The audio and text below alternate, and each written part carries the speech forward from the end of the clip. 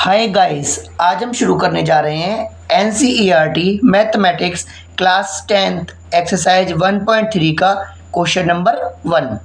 Question कह रहा है हमसे prove that root 5 is irrational, यानी कि हमें रूट 5 को इरेशनल शो करना है। जब भी इस तरह का कोई क्वेश्चन होता है जिसमें हमको रूट के अंदर कोई भी वैल्यू दे रखी हो और उसको हमें इरेशनल प्रूव करना हो, तो सबसे पहले हम उसका अपोजिट लेके चलते हैं। यानी कि यदि हमको इरेशनल दे रखा है तो हम मान के चलेंगे कि जो अंडर रूट 5 है हमारा, वो एक इरेशनल नंबर है।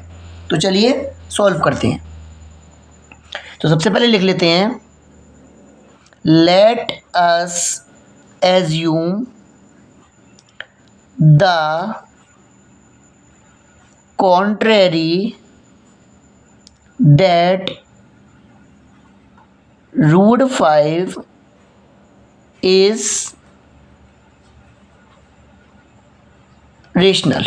यानी हमने एक कॉन्ट्रेरी मानी है, यानी कि एक एज्यूम किया है कि रूट 5 जो है हमारा एक रेशनल नंबर है।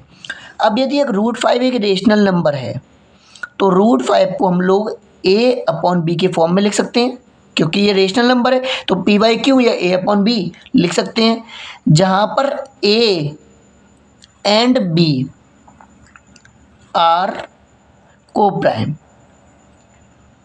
जहाँ पर a और b दोनों कैसे हैं, को प्राइम नंबर हैं। को प्राइम नंबर क्या होते हैं, जिन दोनों नंबरों का HCF 1 आता है उन नंबरों को हम लोग बोलते हैं को प्राइम।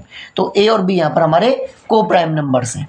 अब देखिए, ये वाला b जो इधर डिवाइड में है उसको हम ले जाते हैं इधर, तो ये हो जाएगा root 5b is equal to a। अब हम दोनों ही तरफ कर देंगे स्क्वायर, स्क्वायरिंग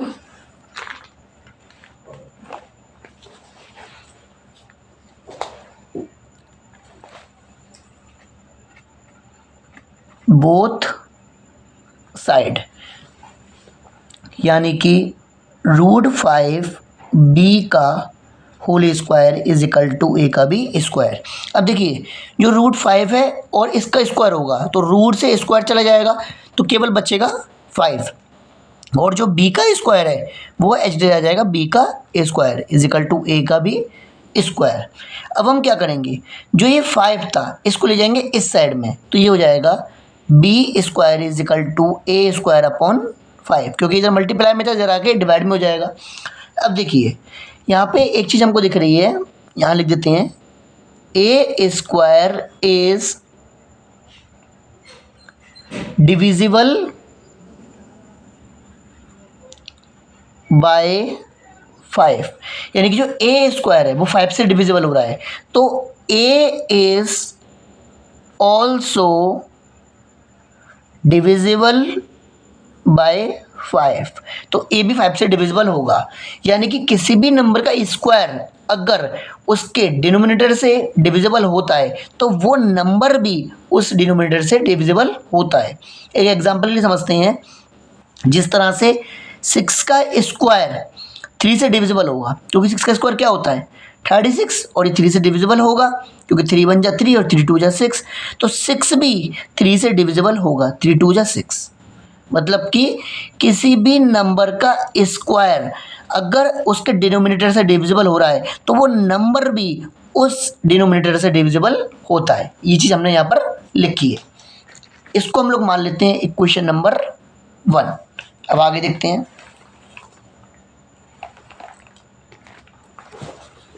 अब आगे हम क्या करेंगे, जो हमारा a था, a इज इक्वल टू ले लेते हैं हम लोग 5c। अब यहाँ पर c क्या है, c is any positive integer है। a को मैंने मान लिया है वो 5c के बराबर है, c हमारा एक पॉजिटिव इंटीजर है, और 5 क्यों माना है, क्योंकि हमको क्वेश्चन में रूट 5 दे रखा था, जो क्वेश्चन में हमको दे रखा था ना वो इधर हमको रूट 5 दे रखा था, 5 दे रखा था इसलिए 5 माना है। अगर कोई और नंबर देते हैं तो हम वही नंबर मान के चलते हैं, यानी कि जो नंबर हमको दे रखा होता है वही नंबर हम लोग लेके चलते हैं। तो a को हमने मान लिया है कि वो 5c के बराबर है, c यहाँ पर कोई भी एक पॉजिटिव इंटीजर हो गया। अब देखिए, अब आगे हमको क्या करना है, हमारा जो ये स्टेप था ये वाला, ये वाला स्टेप, इस वाले स्टेप को वापस में से मैं राइट डाउन कर रहा हूँ।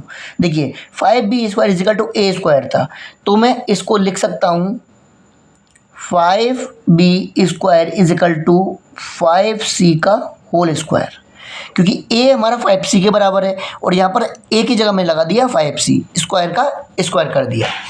अब इसका स्क्वायर रूट खोल देते हैं तो ये आ जाएगा 5b² इजिकल टू 25c², 5 का स्क्वायर 25 और c² का c²। अब देखिए 5 से यहाँ पे 25 कैंसिल हो जाएगा 5 टाइम, क्योंकि 5 5 जा 25, क्योंकि 5 इधर मल्टीप्लाई में इधर आएगा तो डिवाइड में हो जाएगा, और 5 से 25 कैंसिल होगा तो 5 बचेगा। तो अब बचेगा हमारे पास b² इजिकल टू 5c का स्क्वायर।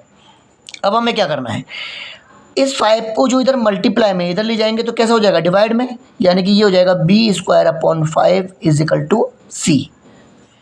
अब हमारा आ गया c इजिकल टू b²/5, इसको हम इस तरह से भी लिख सकते हैं c इजिकल टू b²/5। कुछ नहीं करा है, c को इधर ले गए और b²/5 को उधर ले गए। अब देखिए यहाँ पे हम लिख सकते हैं b² इज डिविजिबल बाय 5, तो b is also divisible by 5।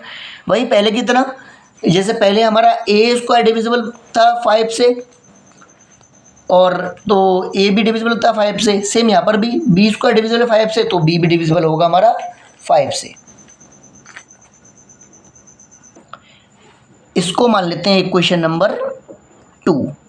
अब देखिए इक्वेशन नंबर 1 और इक्वेशन नंबर 2 को ध्यान से देखिए। देखिए यहाँ पर जो a मतलब a जो डिवाइड हो रहा था 5 से हो रहा था, और यहाँ पर b भी डिवाइड हो रहा है 5 से, यानी a और b का एक कॉमन फैक्टर आ रहा है 5। जबकि हमने पहले ही एज्यूम किया था कि जो a और b हैं वो कैसे हैं, को प्राइम नंबर हैं, तो इनका कॉमन फैक्टर क्या आना चाहिए था, केवल और केवल 1 आना चाहिए था। बट यहाँ पे जो हमने सॉल्व किया इससे हमको पता चला कि a और b का एक कॉमन फैक्टर और आ रहा है जो कि है 5। तो इसके आगे हम लिख सकते हैं बाय इक्वेशन 1 and 2। हमें 1 और 2 इक्वेशन से पता चला है a and b having common factor 5, a और b का कॉमन फैक्टर 5 है, तो ये एक कॉन्ट्रडिक्शन हो गया इसका मतलब। तो लिखेंगे this contradiction is arisen because of our incorrect assumption. ये जो कॉन्ट्रडिक्शन अराइज हुआ है, ये कॉन्ट्रडिक्शन अराइज क्यों हुआ है, क्योंकि हमने जो अजम्पशन लिया था कि जो हमारा रूट 5 है वो एक रेशनल नंबर है, हमने यही माना चला था ना ऊपर कि जो हमारा रूट 5 है वो एक रेशनल नंबर है, तो उसी के कारण ये हमारा नीचे कॉन्ट्रडिक्शन अराइज हो गया है कि रूट 5 एक रेशनल नंबर नहीं हो सकता। अगर वो रेशनल नंबर होता तो ये कॉन्ट्रडिक्शन अराइज नहीं होता। तो इसका मतलब हम कह सकते हैं so we can say that, तो हम क्या कह सकते हैं कि रूट 5 इज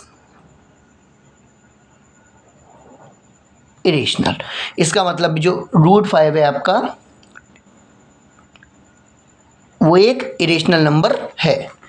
तो यही होता है इस क्वेश्चन का सॉल्यूशन। आई होप आपको पूरा सॉल्यूशन समझ में आया होगा। यदि फिर भी कोई प्रॉब्लम हो तो कमेंट सेक्शन में कमेंट करके आप मुझसे पूछ सकते हैं। Thank you.